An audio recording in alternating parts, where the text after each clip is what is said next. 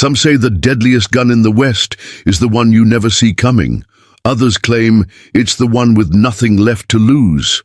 But the most dangerous adversary of all, that's the hunted who knows the land better than the hunters and decides it's time to turn the tables. In the untamed wilderness of Shadowpine Forest, a band of outlaws is about to discover that sometimes the prey you chase has sharper teeth than your own.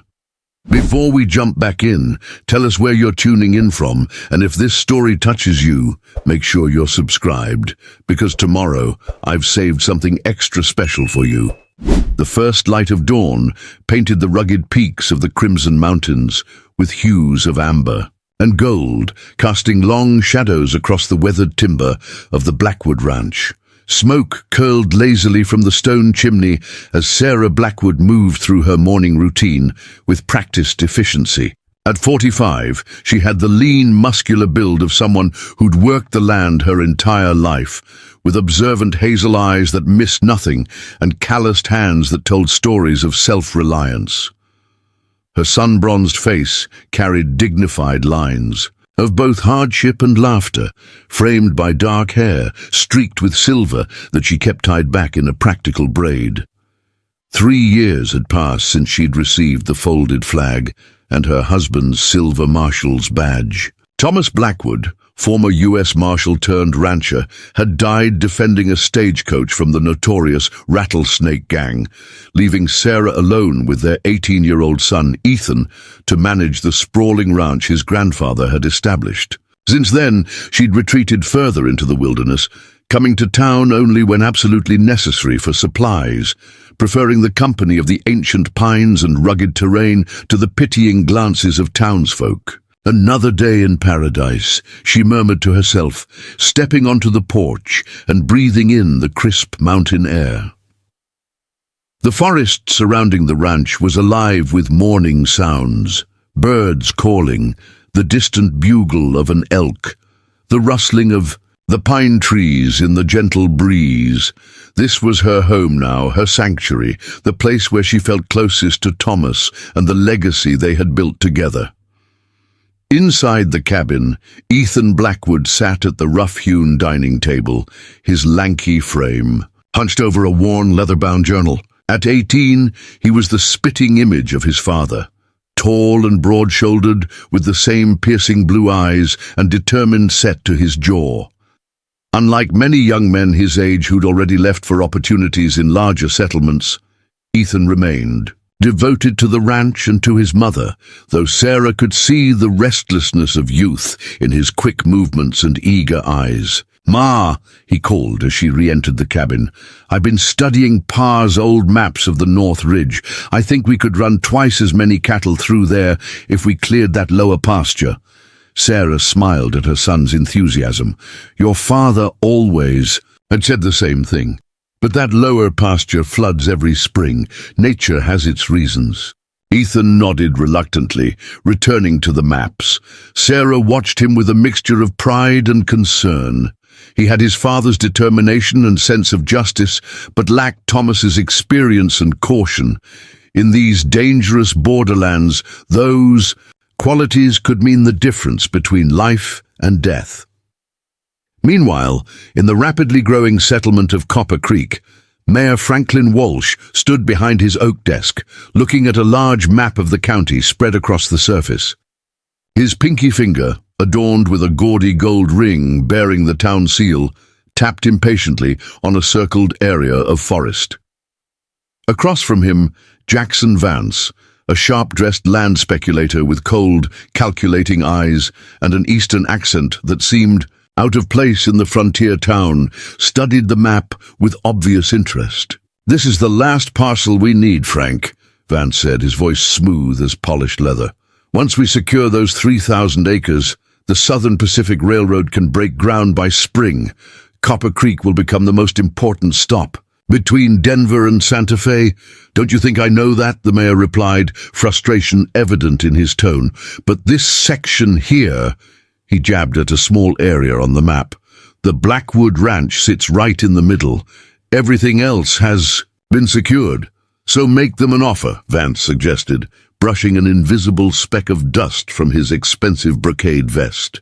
Everyone has a price, especially widows struggling to maintain land that's too much for them. The mayor laughed bitterly. We've tried 3 times. That woman is impossible. She refuses to even meet with our representatives. Vance's jaw tightened, the only indication of his irritation. I've invested too much to let one stubborn widow derail this project. The Blackwood property is the linchpin. It connects the mountain pass to the main line route. The railroad won't consider any other options. Thomas Blackwood left that ranch to his widow and son 3 years ago when he died defending a stagecoach. Ever since then, Sarah's been living up there like some kind of mountain hermit. Barely comes to town, except for supplies. What about the son? Vance asked. His interest piqued. Ethan, just a boy, 18 or 19 now, devoted to his mother and that land. Vance drummed his manicured fingers on the desk, considering this information. Maybe we need to be more persuasive. Now hold on, Mayor Walsh said nervously. I agreed to help secure some land claims, not— Relax, Frank, Vance interrupted with a dismissive wave. I'm talking about motivation, not intimidation. He pulled out a checkbook embossed with gold lettering. Double the offer. Everyone.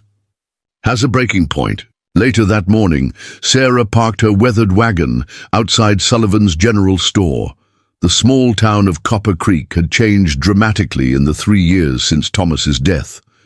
New buildings lined the main street, with saloons and gambling, houses outnumbering the essential businesses. The population sign at the town limits reading 1-200 hadn't been updated in months, and the actual number was surely much higher now. Inside, Sarah moved efficiently through the aisles, selecting ammunition, medicine, coffee, and other supplies that couldn't be produced on the ranch. At the counter, Patrick Sullivan, the store's proprietor with kind eyes and a full white beard, greeted her with a warm smile. Been a while, Sarah. How's life up on the mountain? Quiet, just the way I like it, she replied, placing her items. On the counter. Well, you might be getting some neighbors soon, Sullivan said as he tallied her purchases. The whole town's talking about this railroad business, promising jobs, prosperity, new opportunities. Sarah's expression remained neutral, but her eyes sharpened. Is that right? Yep. The mayor's been singing its praises, says it'll put us on the map. As Sullivan wrapped her purchases in brown paper, he lowered his voice. Some fella came in asking about you yesterday. Fancy Eastern suit, gold watch chain. Asked where your property was located exactly. Sarah stiffened slightly. Thanks for telling me. I played dumb, of course. Told him I didn't know much. Sullivan bagged her supplies carefully. They're holding a town meeting tonight about the railroad. Might want to attend, hear what they're planning. Sarah nodded, paid for her supplies, and headed for the door. As she exited, she noticed a sleek black carriage parked across the street, 2 men in Eastern clothes watching her from inside. She mentally noted their appearances, then continued loading her wagon as if she hadn't. Noticed? Ma, Ethan's voice called as he approached from the gunsmith's shop, a repaired rifle slung over his shoulder. Mr. Holloway says there's a band of outlaws been spotted near Eagle Pass. Says they've been robbing homesteads. Sarah frowned. Eagle Pass is just a half-day's ride from our place. That's what I said, Ethan replied, his young face serious. Maybe I should ride patrol tonight just to be safe. Sarah studied her son's eager expression. Thomas had begun teaching him tracking and shooting from the time he could walk, and the boy had his father's natural talent. But he lacked experience, and experience was what kept you alive in this unforgiving territory. We'll both ride patrol, she decided. But first, I think we should attend the town meeting tonight. The town hall was packed that evening, the scent of tobacco, leather, and unwashed bodies filling the air. Sarah and Ethan slipped quietly into the back, keeping to the shadows as Mayor Walsh stood at the podium, flanked by large illustrated posters showing gleaming railroad cars and prosperous-looking buildings. Preparing and narrating this story took us a lot of time, so if you are enjoying it, subscribe to our channel. It means a lot to us now. Back to the story. The Southern Pacific Railroad will bring hundreds of permanent jobs to our community, Walsh proclaimed, his voice carrying through the crowded room. This is the economic opportunity Copper Creek has been waiting for. Applause rippled through the crowd. Jackson Vance stepped forward, his Eastern finery and confident demeanor drawing all eyes to him. We're not just building a railroad, friends. We're building the future of the West, Vance announced, his voice resonating with practiced charisma. Imagine your children and grandchildren being able to find prosperity right here at home, instead of having to seek their fortunes elsewhere. From her position at the back, Sarah studied the faces in the crowd. Most seemed enthusiastic, hungry for the promised prosperity, but she noticed a few, mostly older settlers, who remembered the early days of the territory, who looked skeptical.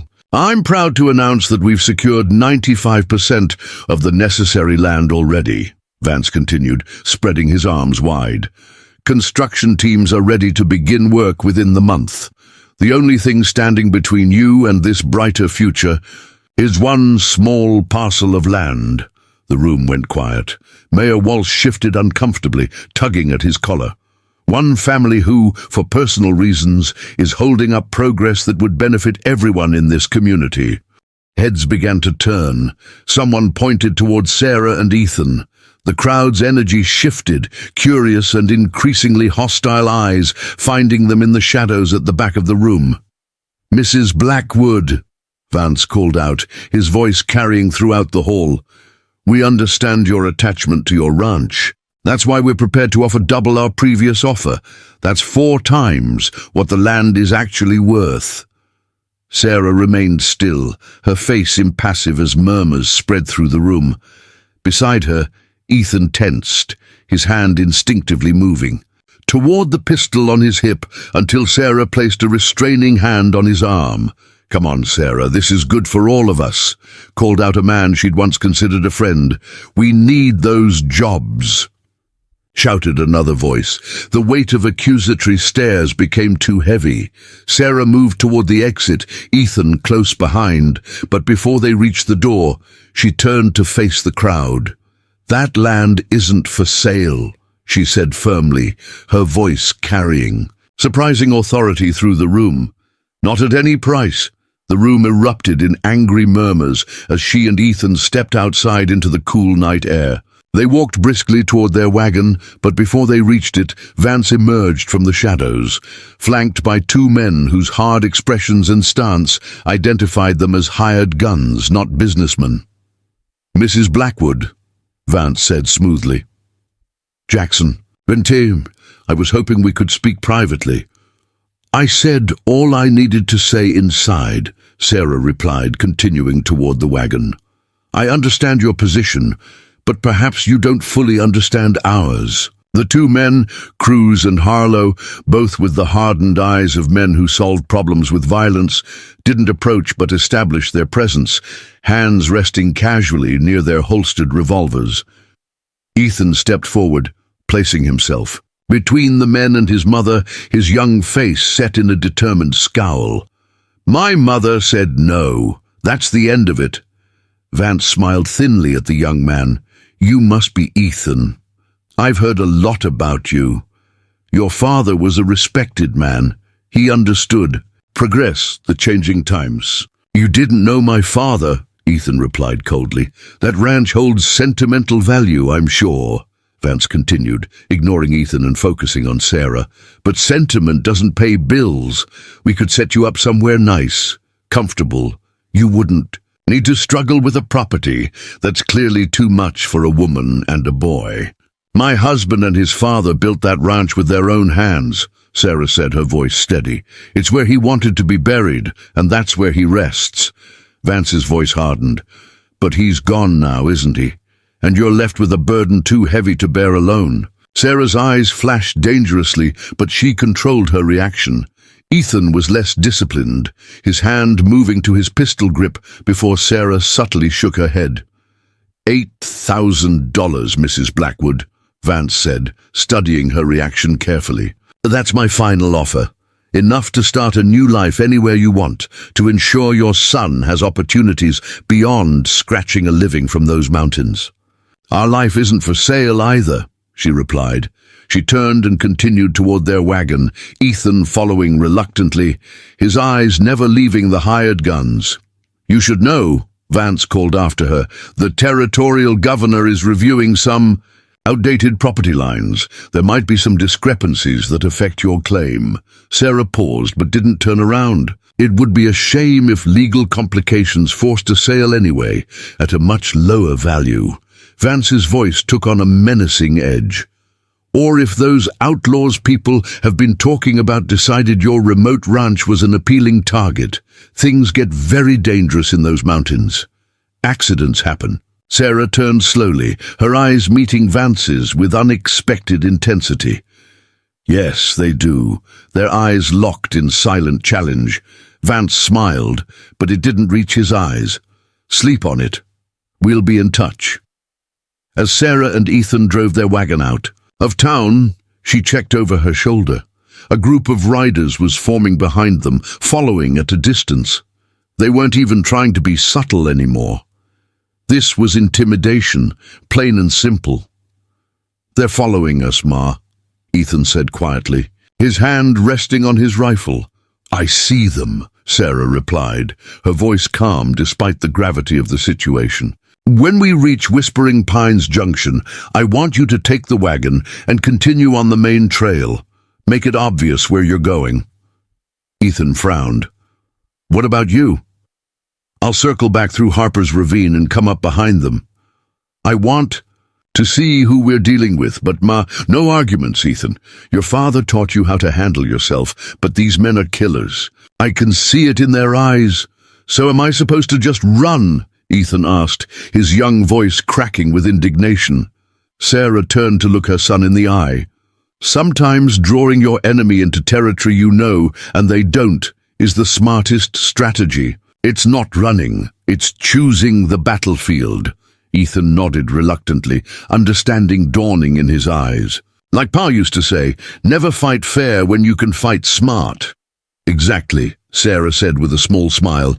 "Now, when you reach the North Ridge, don't go straight to the ranch. Lead them into Shadow Pine Forest. You know every trail and hiding place. They don't."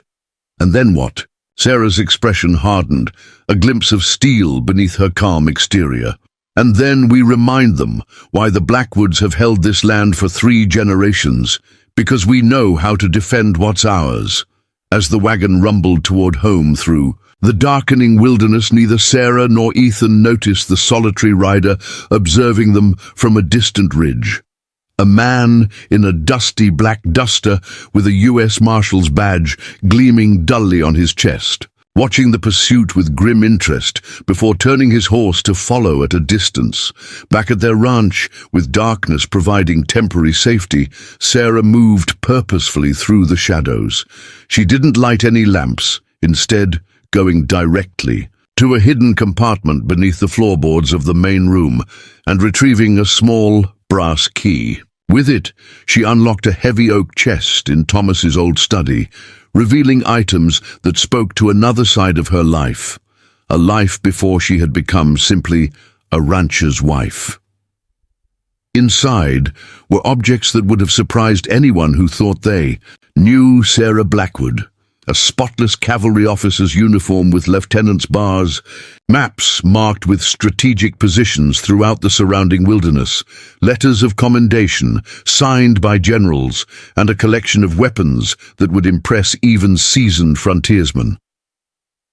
Ethan stood in the doorway, watching with wide eyes, as his mother ran her fingers across a weathered cavalry scout's insignia, the same one visible on a uniform in a faded photograph on the wall, showing a younger Sarah alongside mounted troops on the frontier. "Ma?" he questioned, uncertainty. in his voice. "There's something I need to tell you about your father and me," Sarah said quietly. "Something we agreed you'd only need to know if the time came." She lifted a precisely crafted Springfield rifle from the chest, checking its action with the unpracticed hands of someone intimately familiar with the weapon. "That time has come." "You were in the cavalry?" Ethan asked, stepping closer to examine the items in the chest. "Not exactly," Sarah replied. "Your father was a U.S. Marshal, as you know, but before that, we both served as scouts for the Army during the border campaigns. We were trackers, guides, the eyes and ears of troops who didn't know the territory." Understanding dawned on Ethan's face. "That's why Pa always said you were the best tracker he'd ever known." Sarah nodded. "We met during the Apache Wars. I was raised by my father at an isolated trading post, learned tracking from the native scouts who came through. Your father was a young lieutenant then, earnest and brave, but green as spring grass." A small smile touched her lips at the memory.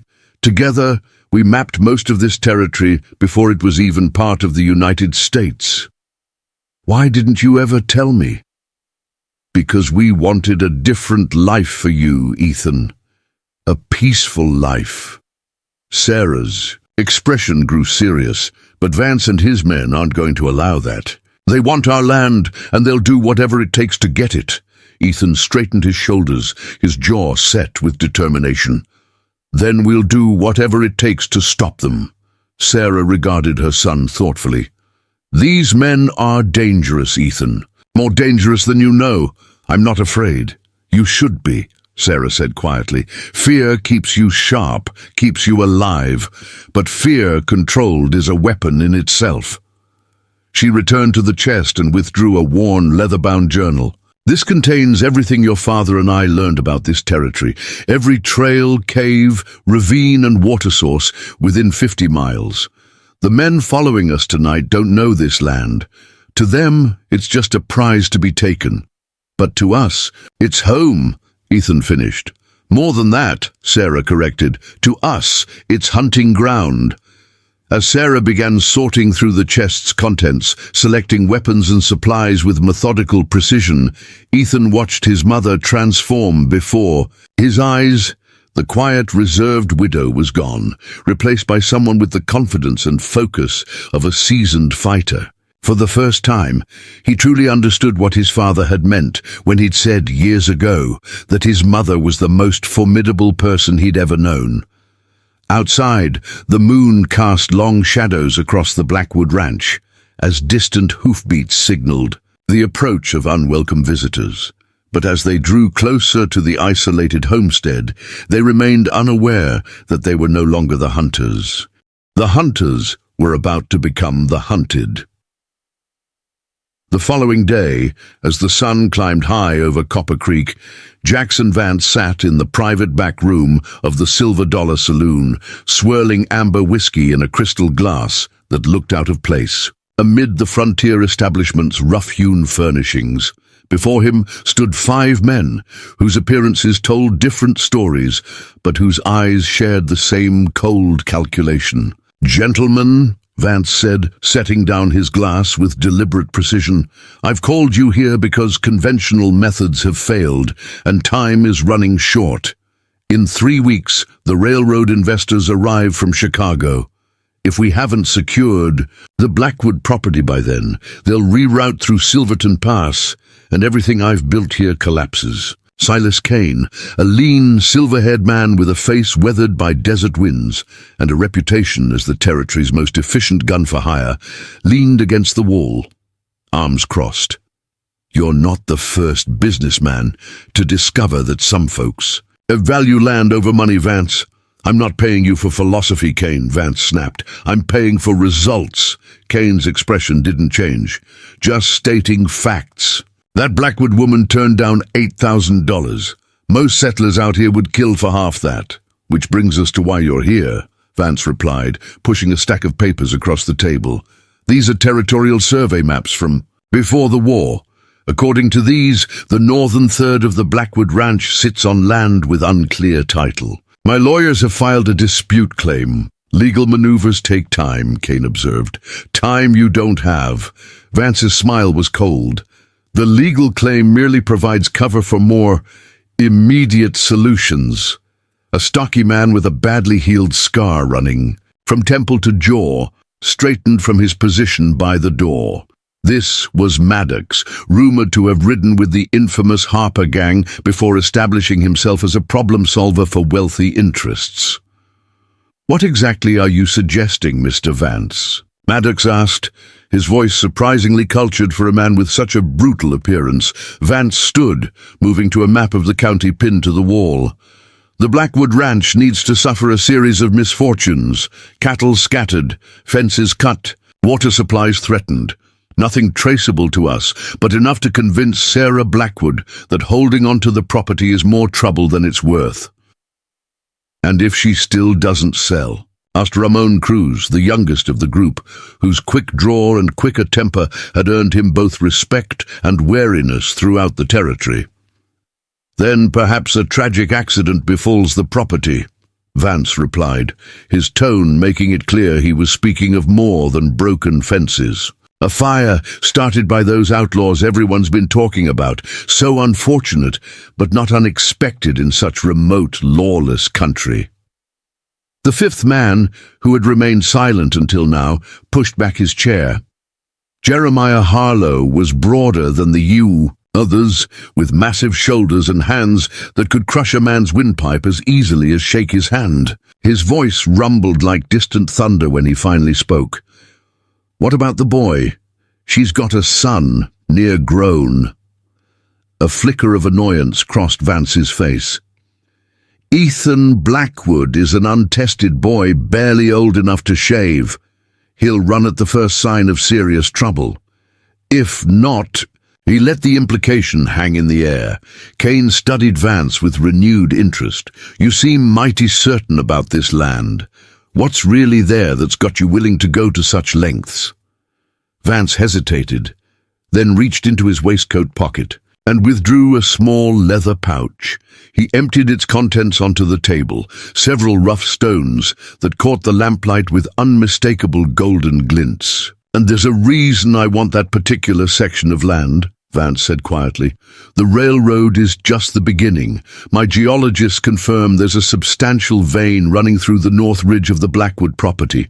Once the railroad comes through, I'll control not just the transportation, but the gold itself." The men exchanged glances, the stakes suddenly much clearer. "Triple your usual rate," Vance continued, "plus a 10% share in the mining venture. For the man who secures me clear title to that land within the week." Kane straightened, his interest fully engaged now. "When do we start?" "Tonight," Vance replied. "The Blackwoods returned to their ranch yesterday evening. I want them to feel pressure immediately. Maddox, take Cruz and start with the outer pastures. Kane, you and Harlow focus on their water supply. Remember, escalating pressure. I want them scared and uncertain before we move to the final phase." As the men filed out, Vance called Kane back. "One more thing. My sources tell me a U.S. Marshal has been seen in the territory, name of Everett, known for tracking down the remnants of border gangs. If he appears, deal with him. Discreetly." Kane's mouth tightened. "Killing a U.S. Marshal is a hanging offense, even in this territory. Then ensure he suffers an unfortunate accident in pursuit of those outlaws everyone's so worried about," Vance replied coldly. "I'm paying you enough to assume certain risks." After the men departed, Mayor Walsh slipped into the room through a side door, sweat beading on his forehead despite the cool morning. "This is going too far, Jackson," he said nervously. "Harassing settlers, threatening marshals. This isn't what I agreed to." Vance poured another whiskey. "You agreed to help me secure the future of Copper Creek, Frank. That's exactly what I'm doing. Besides, you're in too deep to develop a conscience now." The mayor's face paled. "What do you mean?" Vance opened a ledger on the table, turning it toward Walsh. "Those municipal bonds you authorized to finance the initial land purchases? The ones countersigned with slightly irregular permissions? I have all the documentation right here. Walsh slumped into a chair. You promised that was between us. And it remains between us, Vance assured him with a predatory smile, provided you continue supporting our mutual interests. The territorial governor arrives next week. I need you to ensure he signs the emergency jurisdiction transfer placing disputed lands under county control rather than federal. After that, the Blackwood problem will be permanently resolved. As evening approached, Sarah Blackwood stood on a ridge overlooking the north pasture, a brass spyglass raised to her eye as she tracked the movement of riders along her property's edge. Beside her, Ethan crouched behind a boulder, his father's Winchester rifle resting across his knees. 5 of them, Sarah said quietly, collapsing the spyglass. 2 by the creek, 3 heading toward the east pasture where the cattle are grazing. Vance's men? Ethan asked, his voice tight with controlled anger. Almost certainly, Sarah replied, too organized to be random bandits. We should confront them, Ethan said, rising to his feet. This is our land. Sarah placed a restraining hand on her son's arm. Not yet. First, we watch. Learn their patterns, their weaknesses. Your father always said knowledge is better ammunition than bullets. The sound of distant gunfire echoed across the valley, followed by the panicked lowing of cattle. Sarah's expression hardened. They're scattering our herd, she said. Come on! They moved through the forest with practiced silence, following game, trails that allowed them to parallel the raiders' route while remaining concealed in the dense undergrowth. When they reached the east pasture, they found fence posts chopped down and cattle being driven in all directions by 2 riders firing pistols into the air. I count 40 heads scattered, Sarah said grimly. It'll take days to round them all. Up, those are Vance's men, all right, Ethan growled, raising his rifle. I can drop the one in the red bandana from here. Sarah firmly pushed the rifle barrel down. No, that's exactly what they want. An excuse to claim we're dangerous, violent, to justify whatever comes next. So we just let them destroy everything. We've built? Ethan demanded, frustration evident in his voice. No, Sarah replied, her eyes narrowing as she studied the men below. We make them understand that this land defends itself. Later that night, as moonlight silvered the pine trees surrounding the Blackwood ranch house, Sarah and Ethan prepared for the confrontation they knew was coming. They had spent hours tracking the raiders, observing their camps, counting weapons, and identifying the leaders. Silas Kane, Sarah had said when they spotted the silver-haired man giving orders. I know him from the border wars. He was a scout for the army before turning hired gun. Dangerous, but he has a code. He won't harm women or children unless directly threatened. What about the others? Ethan had asked. The big one is Harlow. He's muscle, not brains. The scarred one is Maddox, cruel, methodical. Cruz is young but lethal with a pistol. The 5th man stayed back, watching through a spyglass. Probably the one giving orders for Vance. Now, in the ranch house kitchen, Sarah spread out a hand-drawn map of their property. They've camped here by Lost Creek Canyon, she said, marking the spot with a stone.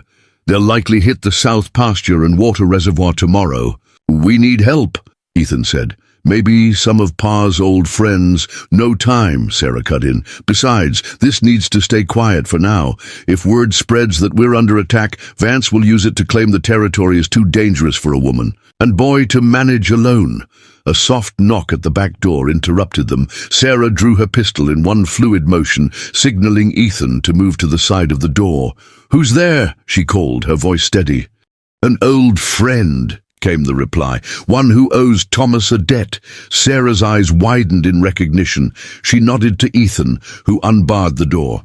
A tall man in a dust-covered duster stepped inside, removing his hat to reveal graying hair and a weathered face crossed with a thin scar along one cheekbone. The silver marshal's badge on his chest caught the lamplight. James Everett, Sarah said, lowering her pistol. It's been a long time. Too long, Sarah. the marshal replied, his voice gravelly. "From years of trail dust and harsh weather. I heard you might be having trouble." "News travels fast," Sarah observed, gesturing for him to sit at the table. "I've been tracking the remnants of the Rattlesnake Gang," Everett explained. "Trail led me to Copper Creek. While there, I couldn't help noticing a land speculator named Vance hiring every gun hand in the territory. When I heard the Blackwood Ranch was involved, I figured I owed it to Thomas to check in. Pa spoke highly of you," Ethan said, studying the newcomer with cautious respect. Everett nodded to the young man. "You've grown since I saw you last. You were knee-high to a grasshopper when your father and I chased the Douglas brothers into Mexico." "How much do you know about our situation?" Sarah asked, bringing the conversation back to the present danger. "Enough," Everett replied grimly. "Vance has filed dubious title disputes on your northern section. Meanwhile, he's hired 5 of the territory's most notorious hired guns to pressure you off the land before the territorial governor arrives next week. What I don't know is why this particular piece of land matters so much to him." Sarah and Ethan exchanged glances. We know," Sarah said finally. She reached into a cabinet and withdrew a metal box, unlocking it with a key she wore around her neck. From inside, she removed several rough gold nuggets. "Thomas found these in the North Ridge 2 years before he died. We kept it quiet, waiting to file a proper claim when the territory became more settled." Everett whistled softly. "That would explain Vance's determination. With the railroad coming through, a gold strike would make him the most powerful man between Denver and Santa Fe." "Can you help us?" Ethan asked. The marshal's face grew serious. "Officially, there's little I can do without evidence of federal crimes. Claim disputes are territorial matters, and fence cutting isn't worth federal attention." "And unofficially," Sarah pressed. Everett smiled slightly. "Unofficially, I owe your husband my life 3 times over, and I've been looking for an excuse to bring down men like Kane and Maddox for years." He leaned forward, studying the map on the table. "But we're outnumbered and outgunned. Going head-to-head with those men would be suicide." "We weren't planning a direct confrontation," Sarah replied, tracing a finger along the borders of their property. "This land has been in the Blackwood family for 3 generations. We know every cave, ravine, and hidden spring. They don't." "You're suggesting we use the terrain against them," Everett said, understanding dawning in his eyes. "Exactly," Sarah confirmed. "Thomas and I spent years as scouts. We mapped every inch of this wilderness. There are places in these mountains where a single defender could hold off 20 attackers, and places where unwary riders might find themselves in natural traps," Ethan added, his young face alight with determination. Everett studied them both, a new respect in his gaze. "Thomas always said you were the best tracker and strategist he'd ever known, Sarah. I'm starting to see why." "Tomorrow they'll hit our water reservoir," Sarah said, pointing to the location on the map. "Instead of trying to stop them, we'll let them think they've succeeded. But we'll be watching, learning their methods. Then, when they report back to Vance that we're weakening, we spring our own trap." Everett finished. Sarah nodded, her eyes glinting with fierce resolve in the lamplight. "Vance thinks he's hunting vulnerable prey. It's time he learned that in these mountains, the Blackwoods are the hunters, not the hunted." As they continued planning late into the night, none of them noticed the figure crouched beneath the kitchen window, listening intently before slipping away into the darkness. Young Ramon Cruz, sent by Kane to scout the ranch house, now hurrying back to report that the situation had become considerably more complicated than Vance had led them to believe. First light had barely kissed the eastern horizon when Sarah Blackwood emerged from a hidden cave entrance halfway up the North Ridge, her breath forming small clouds in the crisp dawn air. Behind her, Marshal Everett ducked through the low opening, straightening with a grunt as he surveyed the valley spread below them.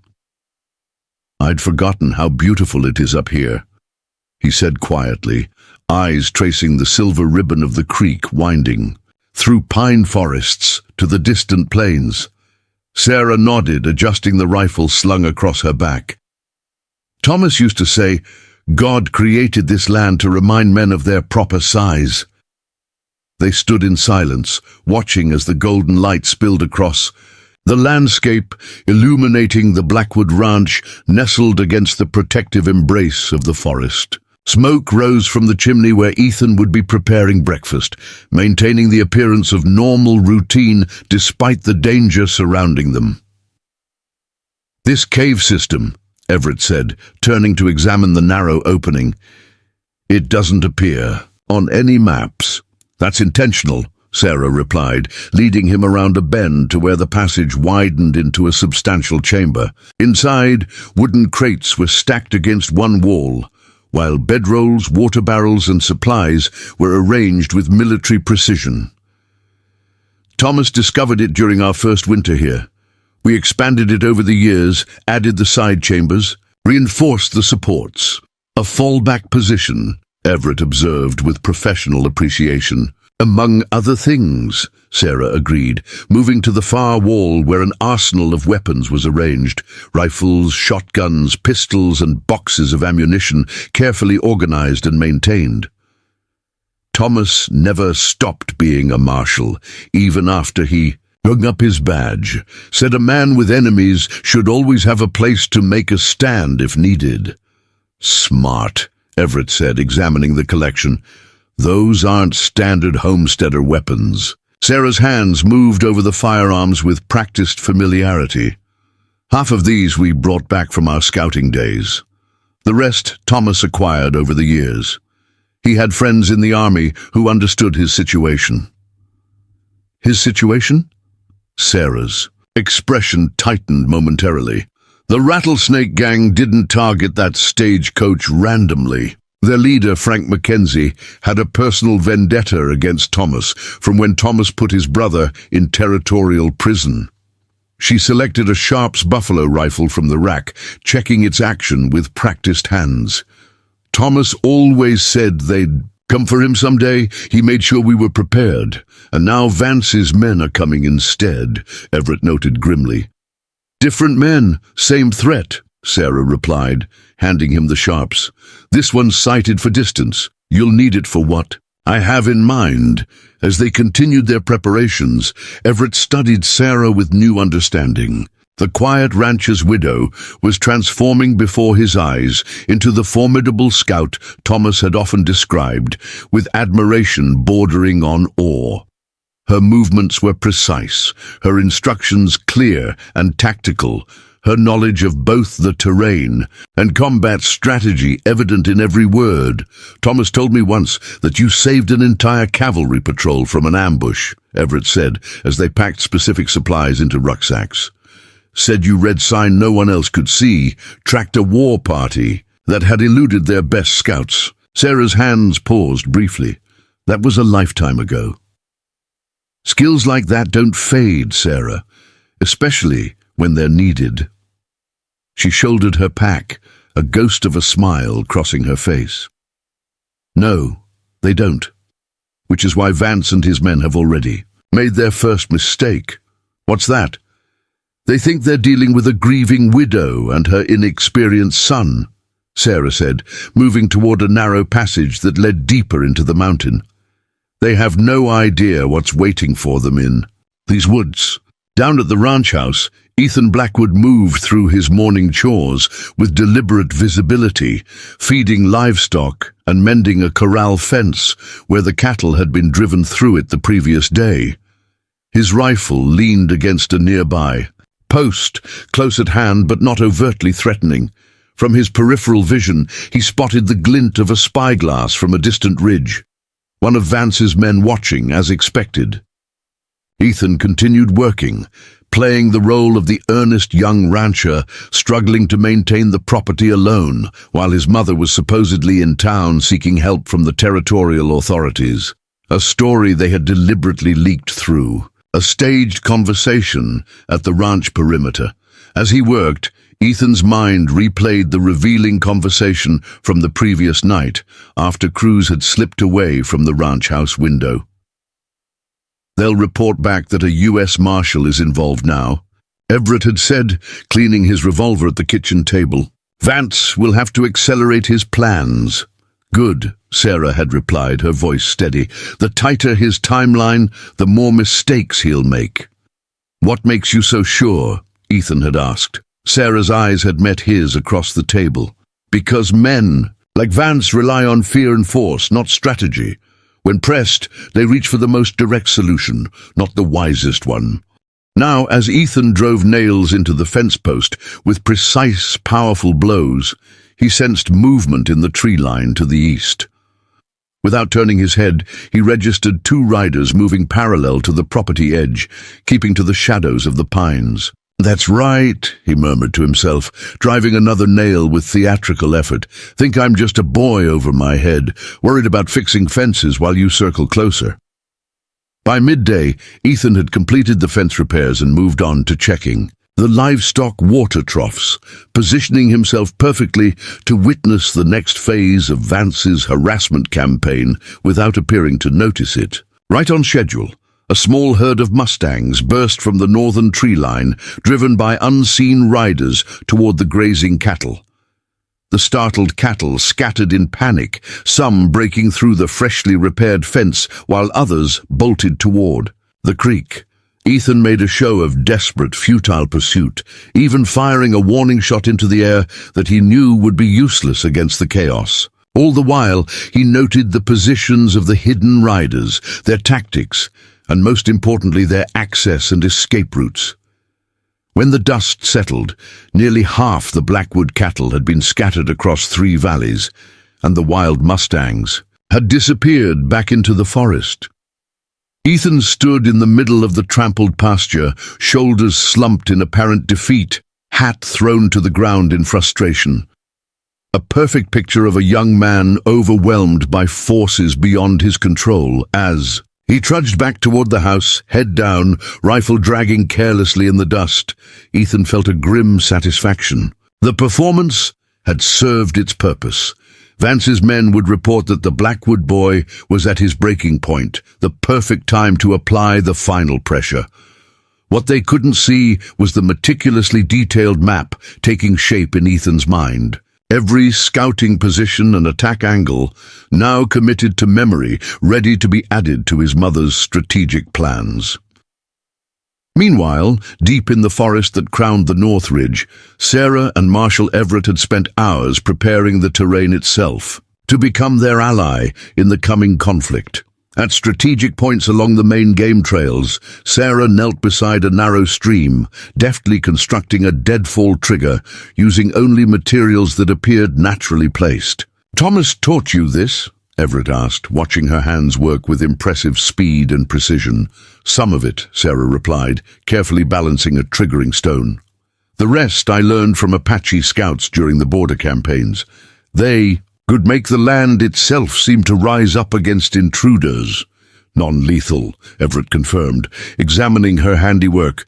"For now," Sarah said, her tone making it clear that could change if circumstances demanded.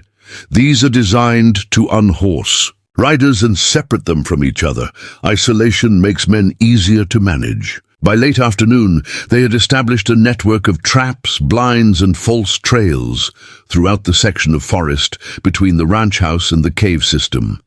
Nothing that would kill, as Everett had insisted on maintaining at least the appearance of lawful methods, but enough to control the movement of unwanted visitors and funnel them exactly where Sarah wanted them to go. "There's one more place I need to show you," Sarah said, as the shadows lengthened, leading Everett toward what appeared to be an impenetrable thicket of brambles and fallen timber. To his surprise, she disappeared into the tangle with practiced ease, following a path invisible to the untrained eye. Everett followed cautiously, finding himself in a narrow passage that eventually opened into a small clearing surrounded by dense foliage. In the center stood a crude cabin, weathered by years of exposure but still structurally sound. "Thomas's grandfather built this during the early settlement days," Sarah explained, producing a key from her pocket to unlock the heavy wooden door. "A safe house when raiding parties were active in the territory. Inside, the single-room structure was sparse but functional. A stone fireplace, rough-hewn furniture and shelves stocked with preserved foods and essential supplies. But what caught Everett's attention was the ingenious design of the cabin itself. Its single window provided a commanding view of the only approach, while the thick log walls were pierced with narrow gun ports at strategic heights and angles. "A defensive position," he noted appreciatively. "The last place anyone would look for us," Sarah confirmed, "and the perfect place to stage the final confrontation with Vance's men." Everett's brow furrowed. "You're planning to lure them here?" "Not all of them," Sarah replied, unfolding a hand-drawn map across the simple table. "Just the ones who follow Ethan into the forest." "You're using your son as bait?" Everett asked, his voice sharp with concern. Sarah's eyes met his, steady and certain. "I'm using their assumptions against them. They see a boy when they look at Ethan, not the young man Thomas trained since he could walk. The forest holds no fears for him. He knows every trail and hidden place. They'll think they're chasing easy prey into these woods, not realizing he's leading them exactly where we want them." "It's still a significant risk," Everett pointed out. "Life out here is risk, James," Sarah replied, her voice softening slightly. "Thomas and I never sheltered Ethan from that truth. We prepared him for it instead." As she spoke, Sarah moved to a loose floorboard, prying it up to reveal a hidden compartment. From within, she withdrew an oilskin-wrapped package, carefully unfolding it to reveal a pair of finely crafted Colt revolvers with custom grips inlaid with silver. Thomas's matching set, Everett recognized, his voice respectful. "He commissioned them after Ethan was born," Sarah confirmed, checking the action with practiced hands. "Said they'd be Ethan's someday, when he was ready to carry the responsibility they represented." She holstered one at her hip and wrapped the other carefully. "That day has come sooner than we expected." "You're giving it to him now?" Sarah's eyes held a mixture of maternal concern and fierce pride. "A boy defends himself with whatever is at hand. A man chooses his weapons with purpose and carries them with honor. It's time Ethan understood the difference." As they prepared to return to the ranch house under the cover of approaching darkness, Everett found himself re-evaluating everything he thought he knew about Sarah Blackwood. The quiet widow had revealed herself to be a tactician and wilderness expert whose skills rivaled any he'd encountered in his years as a marshal. "Thomas always said you were the most capable person he'd ever met," Everett observed, as they moved silently through the deepening shadows. "I understand now what he meant." Sarah paused briefly, her silhouette outlined against the dying light. "We all have parts of ourselves we keep hidden, Marshal, sometimes by choice, sometimes by necessity." She adjusted her rifle strap and continued forward. "Tomorrow, Vance's men will discover that what they thought was vulnerability was actually a carefully crafted illusion. And what happens then?" Everett asked. Sarah's voice carried a quiet certainty that sent a chill down his spine, despite the warmth of the evening. "Then they learn why 3 generations of Blackwoods have held this land against all comers. Not because it contains gold, but because it contains us." Back at Copper Creek, Jackson Vance paced the floor of his luxurious hotel suite, impatience radiating from every movement as Silas Kane delivered his report. "The situation has complexities you failed to mention," Kane said, his weathered face impassive as he recounted what Cruz had overheard at the ranch house window. U.S. Marshal James Everett is involved now, and Sarah Blackwood isn't just some rancher's widow. She was a military scout with tracking skills that apparently rival my own. Vance dismissed this with an irritated wave. One aging lawman and a woman who once guided soldiers hardly changes our advantage. You have 5 experienced gunmen against a marshal past his prime, a woman and a boy. "You're underestimating them," Kane warned, his voice carrying the weight of someone who had survived decades on the frontier by respecting worthy adversaries. The land itself favors them. They know every inch of that territory. Which is precisely why we can't wait any longer, Vance snapped, slamming his fist on the ornate desk. The territorial governor arrives in 4 days. By then, I need either the Blackwood signatures on these sale documents or clear evidence that the property has been abandoned due to outlaw activity in the region. Kane's eyes narrowed slightly. What exactly are you suggesting? Tomorrow night, you'll implement the final phase, Vance instructed, pouring himself a generous measure of brandy from a crystal decanter. The boy is your primary target. Cruz reports he's been working the property alone all day, clearly overwhelmed. Separate him from his mother and the marshal. Once isolated, present him with the sale documents. If he resists, Kane prompted, his voice carefully neutral. Vance's smile was cold and calculating.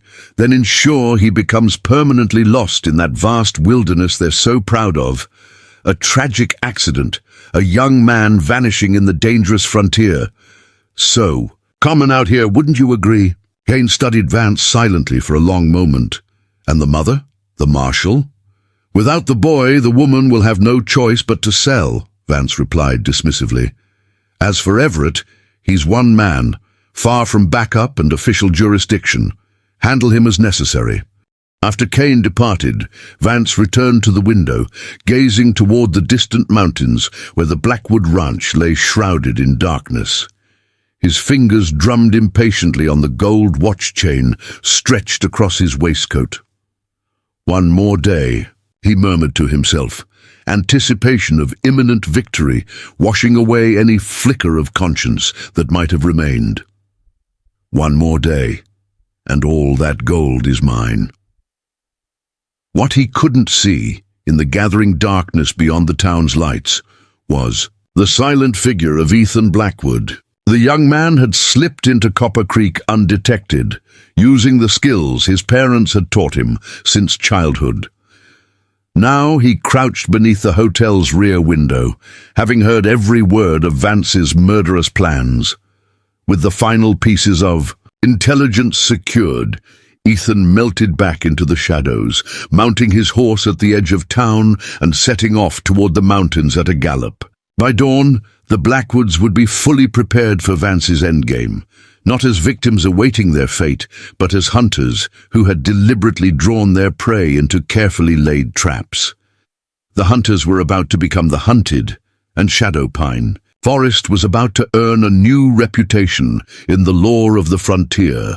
Dawn painted the horizon with streaks of crimson and gold as Silas Kane led his 4 men along the ridge above the Blackwood Ranch. Each rider sat tall in the saddle, weapons within easy reach, expressions grim in the early morning light.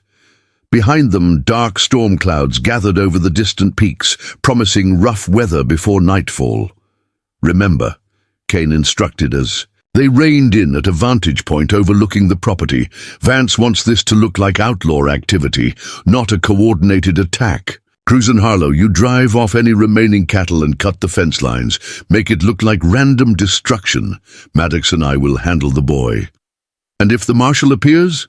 Maddox asked, checking the load in his Remington revolver. Leave him to me, Kane replied, his weathered face giving nothing away. Just remember, separate the boy, isolate him in the forest. If he signs the papers, fine. If not... He let the implication hang in the air. Cruz, the youngest of the group, shifted uncomfortably in his saddle. The boy's just defending his home, same as any of us would. Kane's cold eyes settled on the young gunman. Having second thoughts? Just saying maybe there's a line we shouldn't cross, Cruz muttered. You crossed that line when you took Vance's money. Maddox cut in sharply. Too late for a conscience now. Enough, Kane ordered. We move on my signal. Remember, make this look like random violence, not a targeted attack. As they waited for full daylight, none of the men noticed the subtle flash of sunlight on glass. From the ridge behind them, Marshal Everett, tracking their movements through a spyglass. Exactly as Sarah had predicted, Ethan Blackwood emerged from the barn, leading his saddled horse, rifle securely in its scabbard, his father's Colt revolver now holstered at his hip, the weight of it both unfamiliar and somehow right. He moved, with deliberate visibility, making a show of checking supplies in his saddlebags while scanning the surrounding ridgelines through narrowed eyes. He knew they were watching. He could feel their presence like a weight on the back of his neck, that sixth sense his father had tried to teach him, the awareness that separated survivors from victims on the frontier. Mounting up, Ethan rode toward the east pasture where the remaining cattle grazed, following the plan he and his mother had carefully crafted. He would be the bait, drawing Vance's men into terrain chosen specifically for what would follow. He had ridden barely half a mile when the crack of rifles split the morning quiet. Bullets kicked up dirt 20 yards ahead, deliberately missing. But close enough to scatter the cattle in panicked confusion. Ethan reined his horse hard, making a convincing show of surprise and alarm as riders emerged from the tree line, whooping and firing into the air. "That's far enough, boy," Maddox called out, his scarred face twisted in a cruel smile as he and Kane approached from the west, while Cruz and Harlow drove the cattle through broken fence lines to the east. Ethan made a show of reaching for his rifle, then stopping as Kane drew down on him with practiced speed. "Wouldn't advise that," the silver-haired gunman warned. "We're just here to talk business."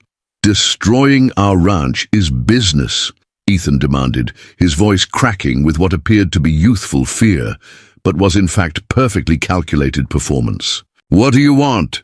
"Same thing we've always wanted," Maddox replied, producing a folded document from inside his coat.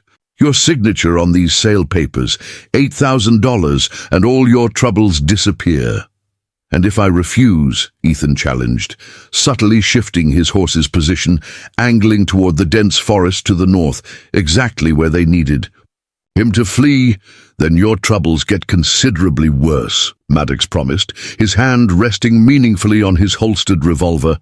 "Where's your mother and that marshal friend of yours?" "Rode to the territorial office early this morning," Ethan lied smoothly. "Should be back with reinforcements by nightfall." Kane studied the young man carefully, trying to determine if he was bluffing. "Then you're out here all alone. Not a wise position to take a stand." Ethan's eyes darted between the men, then toward the forest, the picture of a young man calculating desperate odds. "I don't need reinforcements to tell you the same thing my mother already did. This land isn't for sale." "Wrong answer," Maddox snarled, drawing his revolver in one fluid motion. Ethan was already moving, spurring his horse into a sudden gallop, ducking low in the saddle as bullets whined overhead. The performance was convincing. A frightened young man fleeing for his life, but underneath the facade, Ethan was counting seconds, measuring distances, leading his pursuers exactly where he wanted them to go.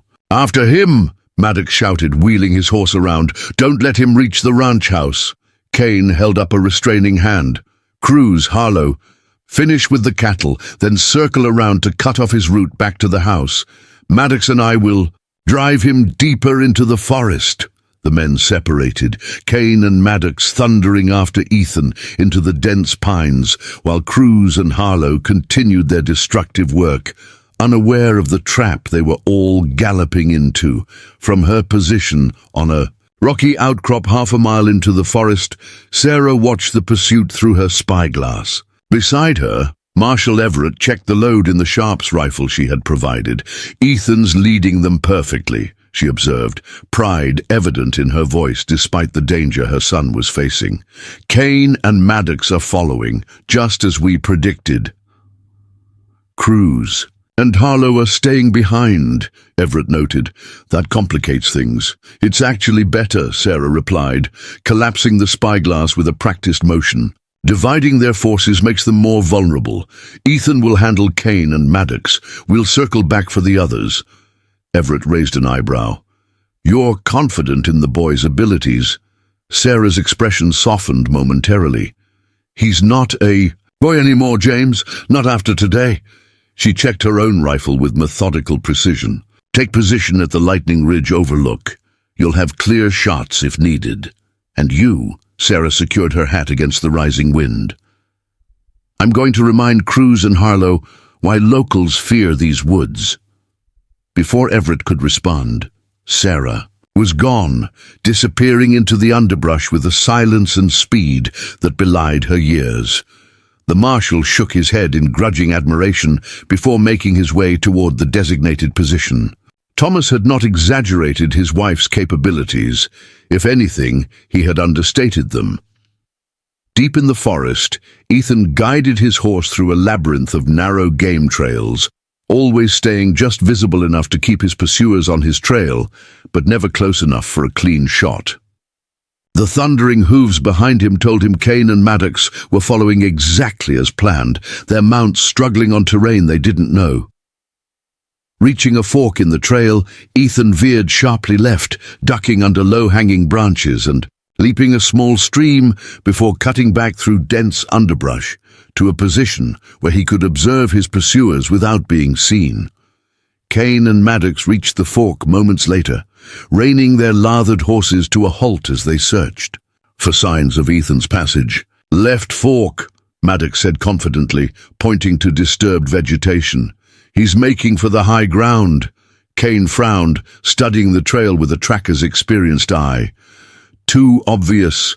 The boy knows these woods." Nevertheless, he followed Maddox down the left fork, caution evident in his posture. Ethan waited until they passed, then circled behind them, now the pursuer rather than the pursued. He guided his horse with subtle pressure from his knees, leaving his hands free for what would come next. Reaching into his saddlebag, he removed a small leather pouch and loosened the drawstring. Ahead, the trail Kane and Maddox followed narrowed between two massive boulders, the perfect location for the first stage of his plan. Ethan urged his horse into a quick trot, closing the distance until he could just make out the riders through the trees. Then, with practiced precision, he flung the pouch high over their heads, watching as it burst against a tree trunk directly in their path. A cloud of fine red dust exploded outward, startling the horses and filling the air with what appeared to be blood, but was actually a mixture of iron oxide and powdered clay, a trick his mother had learned from native scouts years ago. The effect was instantaneous. Maddox's horse reared in panic, throwing him from the saddle into the rocky ground with bone-jarring force. Kane managed to control his mount, but only by fighting it to a standstill while it snorted and rolled, its eyes in fear. "It's a trick!" Kane shouted, drawing his revolver as Maddox struggled to his feet, blood streaming from a gash on his forehead. "The boys circled behind us." Ethan was already moving, guiding his horse off the trail into dense underbrush, leading the gunman deeper into the forest's embrace. The storm clouds overhead had darkened, and distant thunder rolled across the mountains as the first heavy raindrops began to fall. Perfect weather for what came next. Back at the eastern pasture, Cruz and Harlow had finished scattering the remaining cattle and were systematically destroying fence lines and water troughs when the sky opened up. Rain poured down in blinding sheets, turning the dusty ground to mud within minutes and reducing visibility to mere yards. "We should find shelter," Cruz called over the roar of the downpour. "Wait out the worst of it." Harlow shook his head, water streaming from the brim of his hat. "Kane said to circle around and cut off the boys' escape route." "That's what we're doing. Can barely see 50 feet in this," Cruz protested, "and something about these woods don't feel right. Getting superstitious in your old age." Harlow mocked, though his eyes darted nervously to the wall of trees looming through the rain. "Not superstition," Cruz insisted. "Instinct, like we're being watched." They were indeed being watched, though neither man could see Sarah Blackwood, moving parallel to their position, silent as a shadow despite the deluge. She had circled ahead of them, laying her traps with practiced efficiency before taking position at a natural choke point where the meadow narrowed into a wooded draw. As the two riders approached, Sarah notched an arrow to the sinew string of a compact hunting bow, a weapon she had carried since her scouting days, chosen now for its silence and precision. The first arrow flew true, striking the ground between Harlow's horse's front legs with a solid thunk. The startled animal reared, fighting the bit as Harlow struggled to maintain control. "What the hell?" The second arrow whispered through the rain, striking the canteen hanging from Cruz's saddle with enough force to tear it free, the metallic clang causing both horses to shy in panic. "Someone's shooting at us," Cruz shouted, drawing his revolver and firing blindly into the surrounding forest. "Not shooting," Harlow corrected grimly, eyes scanning the tree line. "Hunting." A third arrow struck the ground at Harlow's feet as he dismounted, the shaft vibrating with the impact. Tied to it was a strip of red cloth, a warning that needed no translation on the frontier. Cruz, younger and more impressionable, felt his nerve breaking. "This is crazy, Harlow. We're being toyed with." "Shut up and keep your eyes open," Harlow snapped, though his own face had paled beneath its weather-beaten tan. "It's just one woman and a boy." "Is it?" Sarah's voice echoed from somewhere in the surrounding trees, impossible to pinpoint through the driving rain. "Are you certain of that, Mr. Harlow?"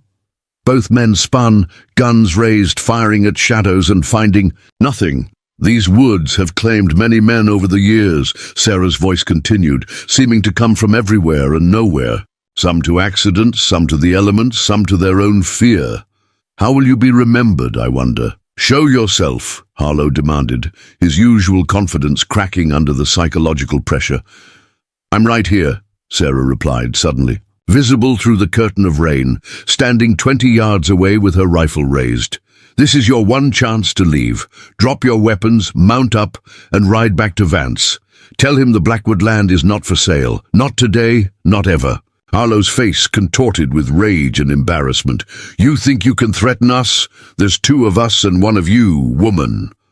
"Count again," came Marshal Everett's voice from behind them. The men turned to find the lawman positioned on a rise. 30 yards back, the Sharp's rifle aimed with unwavering precision. Cruz immediately raised his hands. "I'm not dying for Vance's gold. This has gone too far."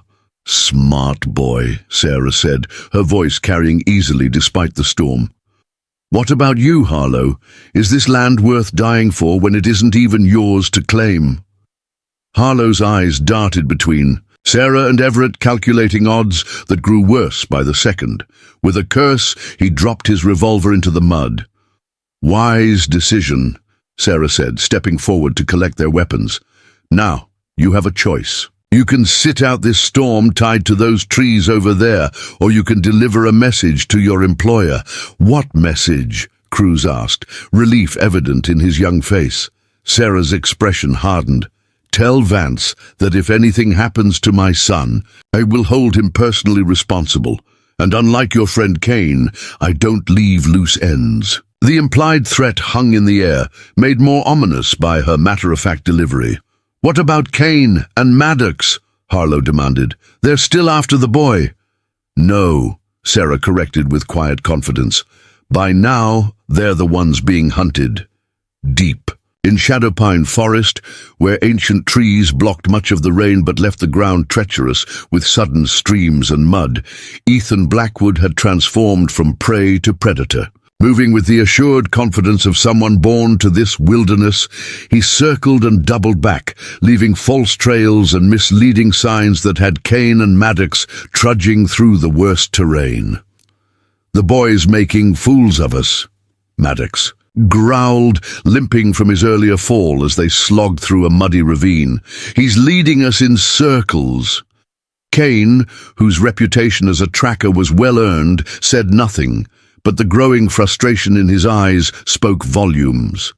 The easy job, Vance had promised, intimidating a widow and frightening a green boy, had become something else entirely. These weren't the actions of an inexperienced youth, but the calculated strategy of someone trained in wilderness warfare.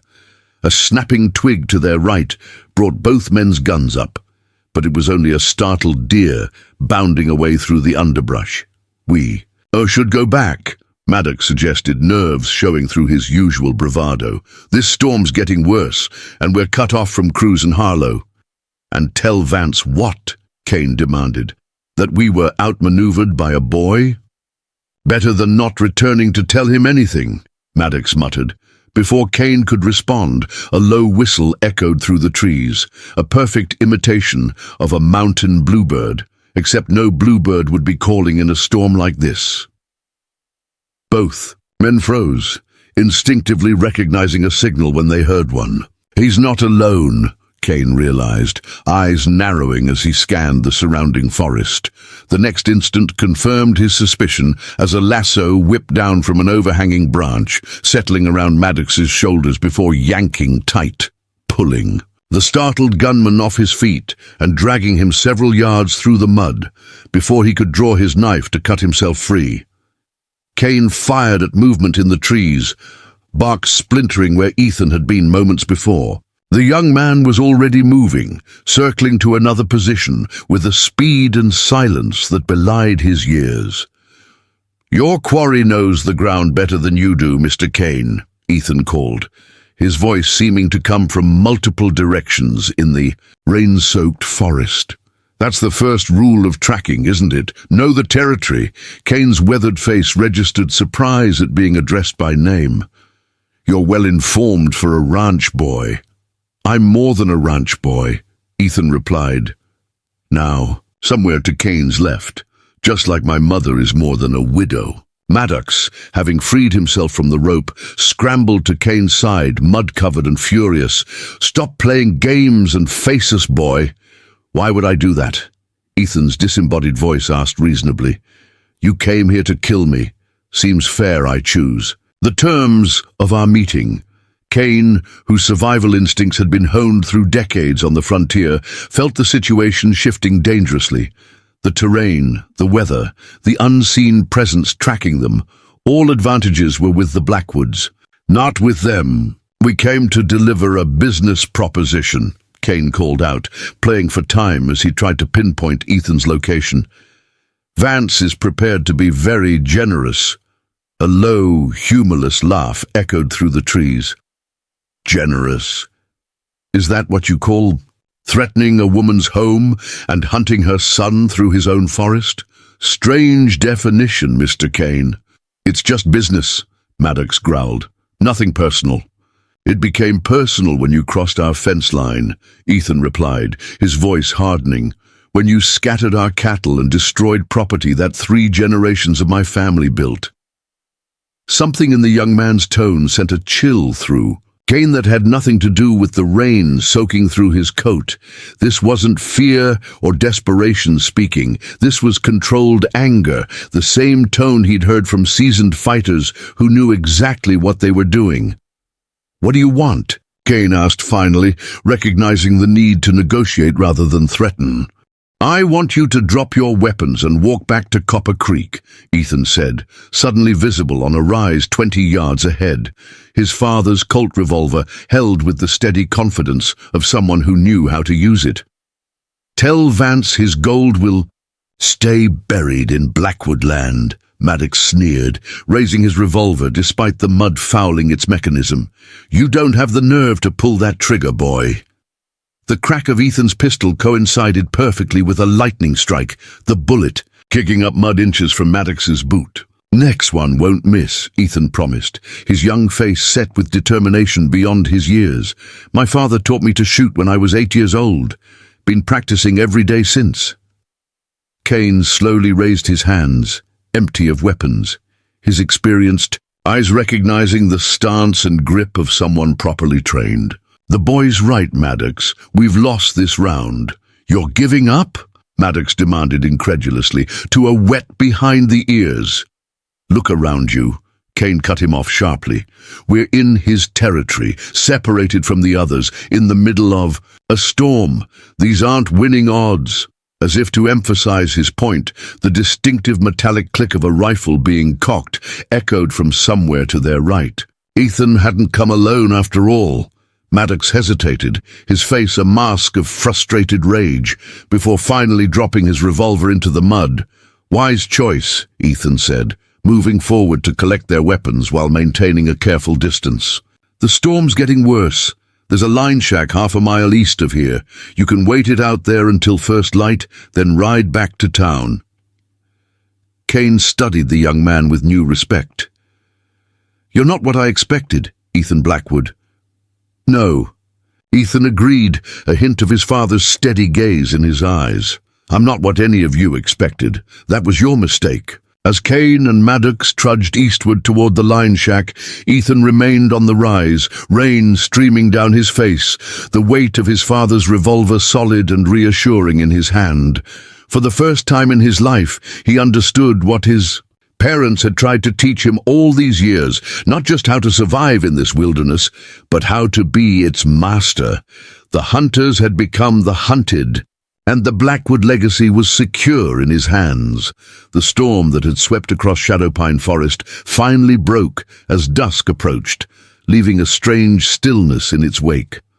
Puddles reflected the emerging stars, and mist rose from the saturated earth like wandering spirits. Jackson Vance paced the ornate carpet of his hotel suite, repeatedly checking his gold pocket watch as the hours passed without word from his hired men. A sharp knock interrupted his brooding. Mayor Walsh entered without waiting for permission, his face pale and agitated. "Your men are back," Walsh announced, wiping rain from his thinning hair. "Some of them, at least." Vance's head snapped up. "What do you mean, some of them?" Before Walsh could answer, Cruz and Harlow pushed past him into the room. Both men were mud-splattered and grim-faced, their usual swagger replaced by something approaching fear. "Where are Kane and Maddox?" Vance demanded, taking in their disheveled appearance and missing weapons. "Still out there, for all we know," Harlow growled, helping himself to Vance's brandy without asking permission. "Those woods, they're not natural." Vance's lip curled in disgust. "I'm paying for professional gunmen, not superstitious children. What happened?" Cruz sank into a chair, his young face haggard. "The woman, she isn't what you described. And the boy, he led Kane and Maddox into the forest like he planned it." "They were waiting for us," Harlow added, draining his glass in one swallow. "The woman and that marshal had us in their sights before we even knew what was happening." "You're telling me a widow, a boy, and an aging marshal outmaneuvered 5 experienced gun hands?" Vance's voice dripped with scorn. "They didn't outgun us," Cruz corrected, meeting Vance's gaze with unexpected steadiness. "They outsmarted us, used the forest itself against us." "They sent us with a message," Harlow interrupted, refilling his glass despite Vance's glare. "The widow says if anything happens to her son, she'll hold you personally responsible, said she doesn't leave loose ends." A flicker of genuine concern crossed Vance's face before he mastered it. "Empty threats from a desperate woman." "You weren't." "There," Cruz said quietly. "There was nothing desperate about her. She was calculating, like she'd done this before." The door burst open again, admitting a breathless clerk from the telegraph office. "Urgent message for you, Mr. Vance," he announced, thrusting a yellow paper forward. Vance snatched the telegram, his face darkening as he read its contents. "The territorial governor's train arrived in Santa Fe today. He'll be here tomorrow morning." "A full day early." Mayor Walsh paled further. "But that means—" "It means we've run out of time," Vance snapped, crumpling the telegram in his fist. "The land dispute petition has to be presented before he meets with the territorial judge, or we lose everything." "Perhaps it's time to consider other options," Walsh suggested cautiously. "Other routes for the railroad, perhaps?" Vance rounded, on him eyes blazing. "There are no other options. The Silverton Pass route would cost 3 times as much to develop. My investors will pull out, and everything I've built here collapses." His voice dropped to a dangerous whisper. "Everything you've helped me build, Frank. Remember that." Walsh swallowed hard, nodding his understanding of the implicit threat. Vance turned back to Cruz and Harlow. "Where's the boy now?" "Last we saw, "He was in the forest with Kane and Maddox," Cruz replied. A calculating expression crossed Vance's face. "And the woman and Marshall?" "Headed back toward the ranch house," Harlow reported. "Probably checking on damage we caused before the storm hit." Vance nodded slowly, a plan forming. So they're separated, the boy in the forest, the woman and Marshall at the ranch. He moved to his traveling chest, unlocking it to reveal a custom Remington rifle with elaborate engraving. "Sometimes, gentlemen, if you want something done right, you have to do it yourself." Cruz shifted uncomfortably. "What are you planning?" "A simple business transaction," Vance replied, checking the rifle's action with practiced hands. "The boy for the land, a fair exchange." "You can't be serious," Walsh protested. "Kidnapping is a federal offense." "Not kidnapping," Vance corrected coldly. "Leverage, and only if we're caught, which we won't be." He turned to Cruz and Harlow. "You two know where the boy was last seen. You'll guide me there." "I didn't sign up for this," Cruz declared, standing abruptly. "Threatening a woman and boy is one thing, but what you're talking about is exactly what you signed up for," Vance interrupted, leveling the rifle at Cruz's chest. "Unless you'd prefer I inform the authorities about your involvement in that stage robbery near Tucson last year? I make it a point to know exactly who I'm hiring, Mr. Cruz." The young gunman froze, mouth opening and closing wordlessly. "That's better," Vance said, lowering the rifle. "Now, saddle fresh horses. We leave immediately." In the heart of Shadow Pine Forest, Ethan Blackwood moved like a shadow through the gathering darkness, every sense alert to the sounds and movements around him. The storm had reshaped the landscape, turning familiar trails into streams and creating new passages where fallen trees had altered the terrain. He paused at the base of a massive pine, listening intently. The forest was coming alive with night sounds, the hoot of an owl, the rustling of small creatures in the underbrush. But something else had caught his attention. A rhythmic splash of hooves through muddy ground, approaching from the south. Riders, moving with purpose, despite the darkness and treacherous conditions. Ethan melted deeper into the shadows, circling to higher ground where he could observe without being seen. Through a gap in the trees, he caught the gleam of lantern light and the silhouettes of 3 riders picking their way carefully along the saturated forest trail. He recognized Cruz and Harlow immediately. But the 3rd rider made his blood run. Cold, even in the dim light, the distinctive profile of Jackson Vance was unmistakable, as was the rifle cradled across his saddle. They were hunting him now. Not just Vance's hired guns, but Vance himself. The stakes had risen considerably. Ethan retreated silently, making his way toward the hidden cabin where he knew Kane and Maddox were secured. His mother and Marshall Everett had left the gunman there, bound but unharmed, while they returned to check on the ranch house. They had planned to collect the prisoners in the morning once the storm passed. That plan needed to change now. Reaching the cabin, Ethan slipped inside to find Kane and Maddox seated back to back, bound to sturdy chairs. Both men looked up in surprise as he entered. "Your boss is in the forest," Ethan announced without preamble, moving to the small window to check for pursuers. "Brought Cruz and Harlow back with him. They're looking for me." Kane's weathered face registered no surprise. Vance doesn't handle failure well, or witnesses. "What do you mean?" Ethan asked, pausing in his surveillance. "He means your lives aren't the only ones at risk now," Maddox explained, surprising. Ethan with his candor. "Cruz and Harlow failed him, so did we. In Vance's world, that makes us liabilities. Why are you telling me this?" Ethan demanded suspiciously. Kane met his gaze steadily. "Because despite what you might think, boy, there are lines some men won't cross. Threatening a woman and her son for a business deal, that's one thing. But what Vance is planning now?" He shook his head grimly. "That's something else entirely." Ethan studied both men, weighing their words against his instincts. "What exactly is he planning?" He never shared details, Kane replied. But I've worked for men like him before. When they get desperate, they get dangerous. And if he's come out here himself instead of sending more hired guns... He left the implication hanging. Making a swift decision, Ethan drew his knife and moved behind the men. If I cut you loose, what happens next? We help you stop Vance, Kane said without hesitation. Why would you do that? Because, contrary to what you might believe, we still have a code, Kane answered, his voice carrying the weight of years on the frontier.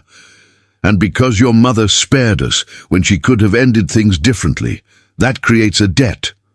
After a moment's hesitation, Ethan cut through their bonds. My mother always said, you can tell a man's character by the debts he chooses to honor. Smart woman, Kane observed, rubbing circulation back into his wrists as he stood. She reminds me of someone I rode with years ago, Army Scout during the border campaigns. Same methodical mind, same quiet confidence. That would be my mother, Ethan confirmed, a hint of pride in his voice. Lieutenant Sarah Mitchell before she married my father. Recognition dawned in Kane's eyes. The ghost? She was legendary among scouts. They said she could track a shadow across bare rock. Still can, Ethan replied. Now we need to move. Vance and the others are circling toward the North Ridge. Where your mother and the marshal are headed, Maddox surmised, checking the small hideaway pistol the Blackwoods had missed in their search, a fact he chose not to mention. Ethan nodded grimly. They're walking into a trap they don't know exists. Sarah, Blackwood and Marshal Everett picked their way carefully along the muddy trail leading back to the ranch house, moonlight occasionally breaking through the clouds to illuminate their path. They moved in companionable silence, two veterans of the frontier, comfortable with each other and the wilderness around them. Ethan handled himself well today, Everett observed finally. Thomas would have been proud. Sarah's face softened in the darkness. He's becoming the man his father hoped he'd be, strong but fair, capable but compassionate, like his mother. Everett added with a sidelong glance. Before she could respond, Sarah froze, raising her hand in warning. Everett immediately halted, years of experience teaching him to trust her instincts without question. Riders ahead, she whispered, melting off the trail into the shadows of the trees. 3 of them, moving quietly. Everett followed, positioning himself behind a massive trunk as the sounds of approaching horses grew louder. Through gaps in the foliage, they watched as 3 figures emerged into a small clearing, dismounting to examine the ground by lantern. Light! The trail splits here, Cruz's voice carried clearly in the night air. The ranch house is that way, but there's fresh sign heading toward the North Ridge. The boy? Vance demanded, holding his lantern closer to the churned mud. Could be, Harlow replied. Hard to tell after the storm. We'll split up, Vance decided. Cruz, take the trail to the ranch house. Harlow and I will follow these tracks to the ridge. If you find the woman or the marshal, fire 3 shots. If you find the boy, fire 2. And then what? Cruz asked, his reluctance evident. Then you secure them until I arrive, Vance replied coldly. Don't make me explain myself twice, Cruz. The men remounted and separated, Cruz heading west toward the ranch, while Vance and Harlow continued north along the ridge trail, directly toward Sarah and Everett's position.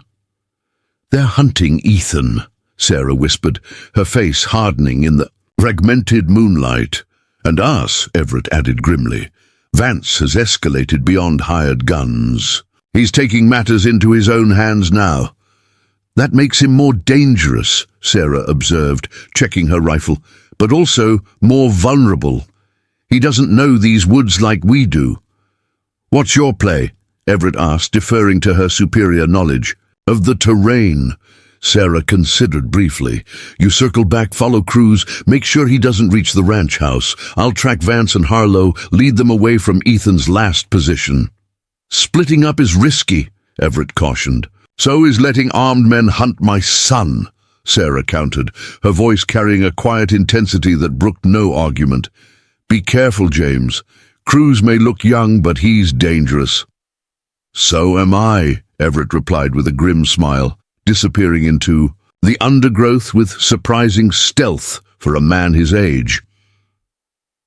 Sarah waited until Vance and Harlow had passed her position, then began tracking them through the forest, moving parallel to their course. The damp earth muffled her footsteps, while the occasional rumble of distant thunder masked any small sounds she couldn't avoid. As she followed, Sarah methodically prepared the forest itself to serve her purposes. A carefully positioned branch. Across the trail, a subtle redirection of a rainwater stream to soften the ground ahead. Small adjustments that would seem like natural features to her quarry, but would slow and separate them at critical moments. The hunt had begun in earnest, but not the one Vance had planned.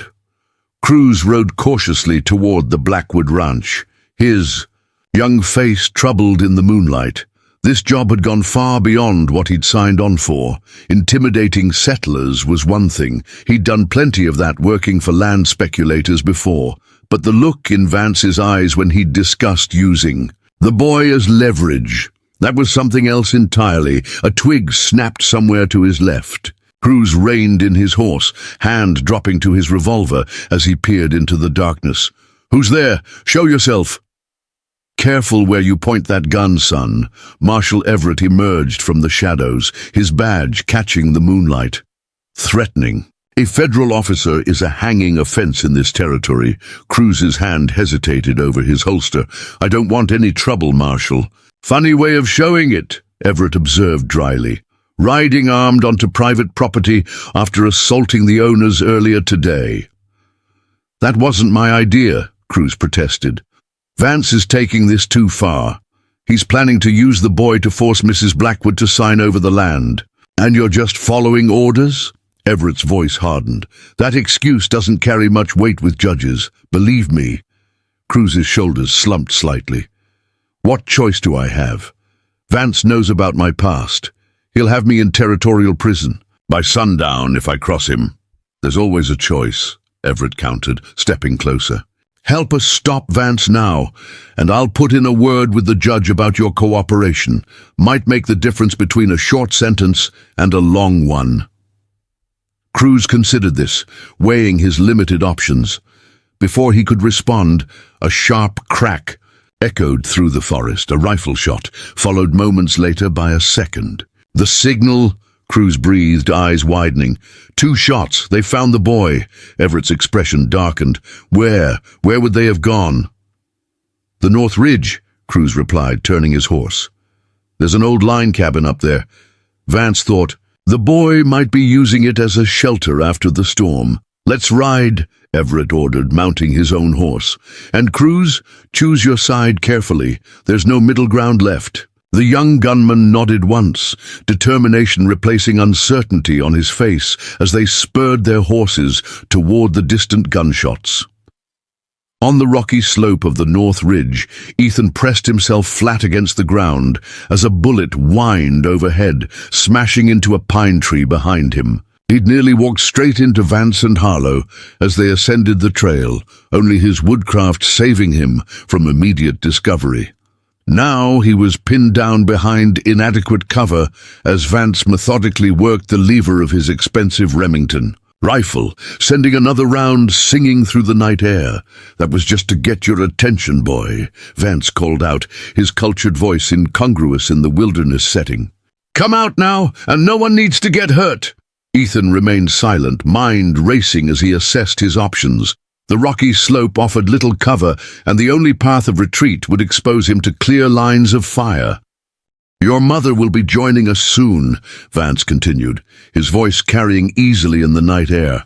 "Wouldn't want her to walk into anything unfortunate, would we?" Anger flared in Ethan's chest, but he controlled it, remembering his father's lessons. Anger clouds judgment, patience creates opportunity. A subtle movement in the trees behind Vance caught Ethan's attention, a shadow detaching itself from deeper shadows. His mother had found them, her approach undetected as she circled to a position of advantage. "Last chance, boy," Vance called, raising his rifle again. 3 seconds before I start shooting in earnest." "I wouldn't do that if I were you," came a new voice from the darkness to Vance's right, Silas Kane, emerging from the trees with his revolver drawn. "Put the rifle down, Vance. This has gone far enough." Vance's head snapped toward his former employee, momentary shock replaced by fury. "You dare turn on me, after what I've paid you?" "Some things can't be bought," Kane replied evenly. "Even in my line of work." "Apparently loyalty is one of them," Vance sneered, subtly adjusting his aim toward Kane instead. "I should have known. Better than to trust a man with your reputation." "My reputation?" Kane raised an eyebrow. "My reputation is for finishing jobs I start and honoring agreements I make. But there are lines I don't cross, Vance. Using a boy as leverage against his mother, that's one of them." As they faced off, Maddox materialized from the darkness behind Harlow, pressing his hideaway pistol against the big man's back. "Drop the gun, Jeremiah. Nice and easy." Harlow hesitated only briefly before complying, his weapon thudding into the damp earth. "This is absurd," Vance sputtered, looking from Kane to Maddox with disbelieving rage.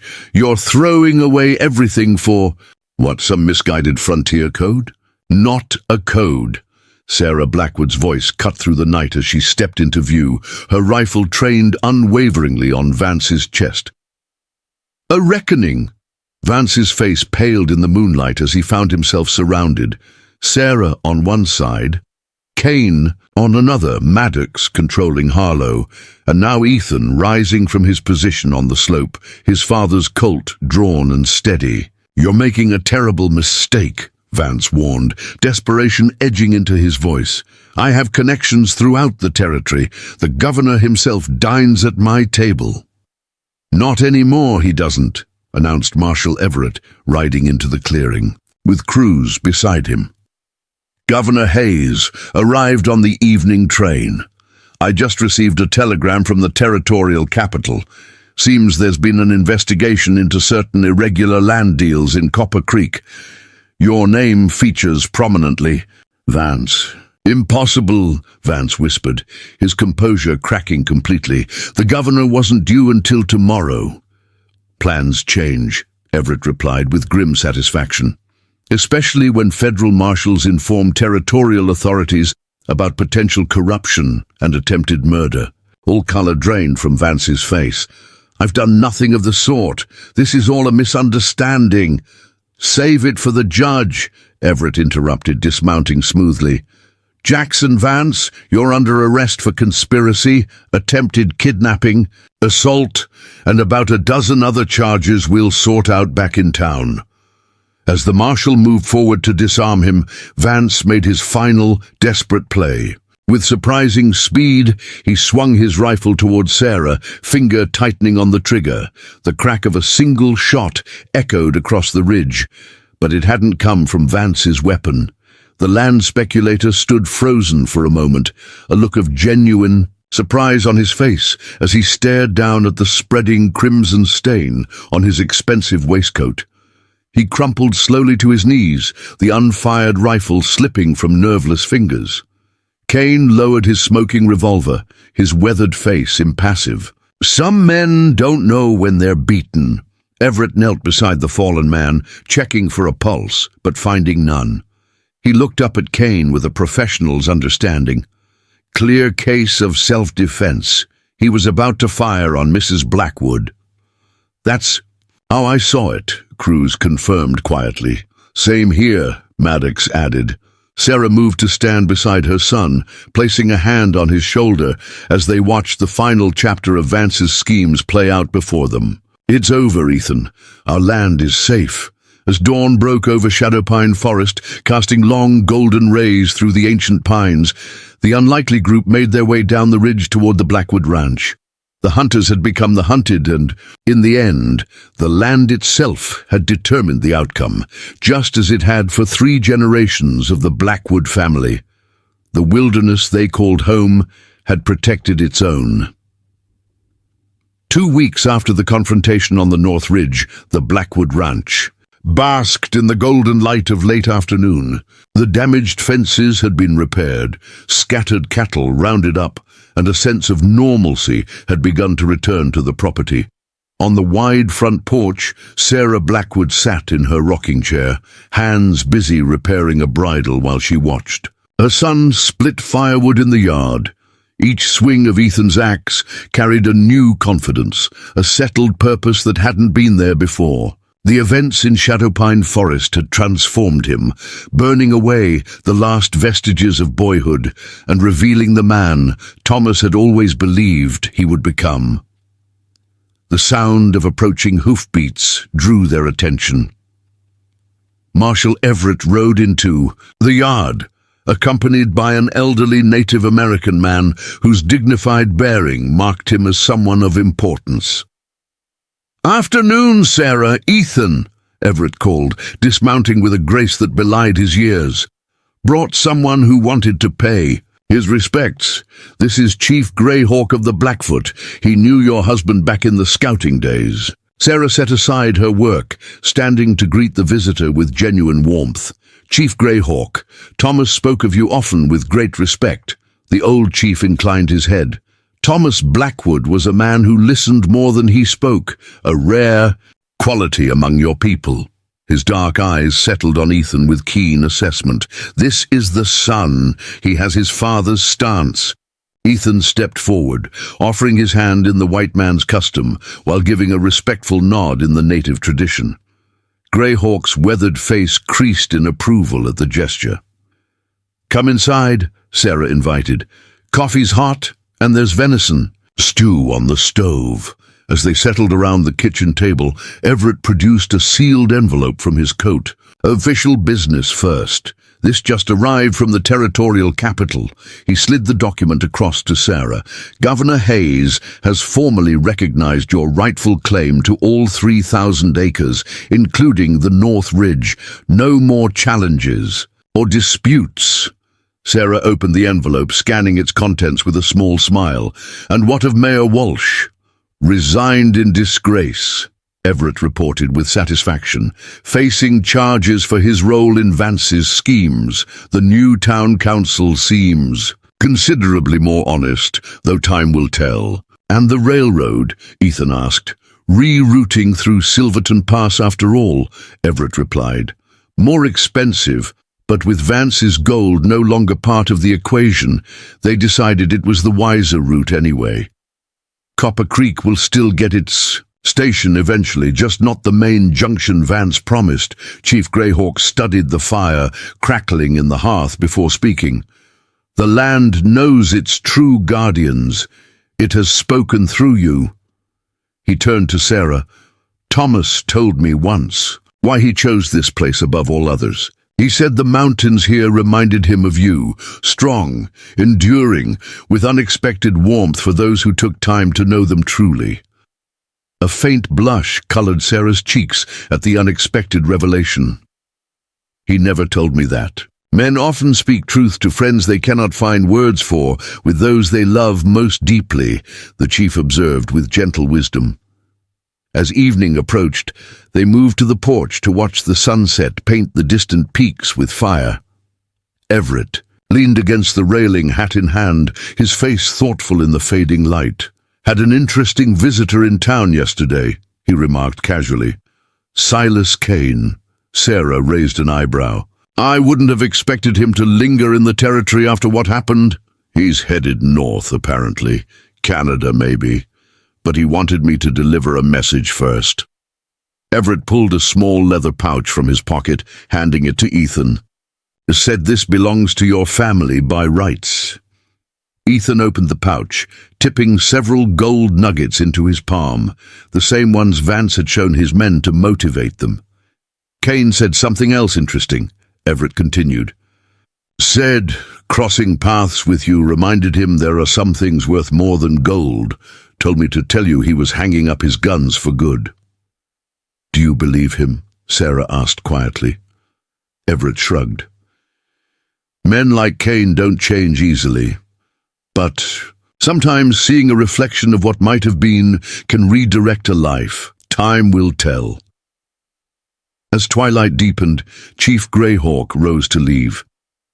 I must return to my people. But first, a gift. He presented Ethan with a beautifully crafted knife, its handle carved from elk antler, its blade gleaming in the last light. Your father carried one like this during our campaigns together. It is a tool, not a weapon, though it can be both when necessary, like the man who carries it. After the visitors departed, Sarah and Ethan remained on the porch, watching stars emerge in the darkening sky. The silence between them was comfortable, filled with unspoken understanding. Pa would be proud, Ethan said finally, of how we protected what's ours. He would be proud of you, Sarah corrected gently. You became the man he hoped you'd be, perhaps sooner than either of us expected. I had a good teacher, Ethan replied, with a sidelong glance at his mother. Two of them. Sarah smiled, gazing toward the forest that had been both their battleground and salvation. In the gathering darkness, Shadowpine's ancient pines stood as silent sentinels, guardians of secrets old and new. What will we do about the gold? Ethan asked after a while. File a claim? Sarah considered this. Not yet. The land has kept that. A secret safe for generations. Let it rest a while longer. There's time enough for such decisions. The cool night air carried the scent of pine and sage as mother and son contemplated their future. A future secured by their own courage and the legacy Thomas had left them. Not just the land itself, but the knowledge and skills to defend it, and the wisdom to know what was truly worth fighting for. In Shadowpine Forest, the night creatures began their chorus, reclaiming the wilderness that had briefly become a battlefield. But for the Blackwoods, it had always been something more. A home, a haven, a heritage passed from one generation to the next. And now, as the full moon rose over the Crimson Mountains, casting silver light across the land that bore their name, it had become something else as well, a testament to their strength, a monument to their resilience, and a promise for all the days to come. The Blackwood legacy was secure, and in the heart of their forest, peace had returned at last. Up next, you've got two more standout stories right on your screen. If this one hit the mark, you won't want to pass these up. Just click and check them out, and don't forget to subscribe and turn on the notification bell so you don't miss any upload from us.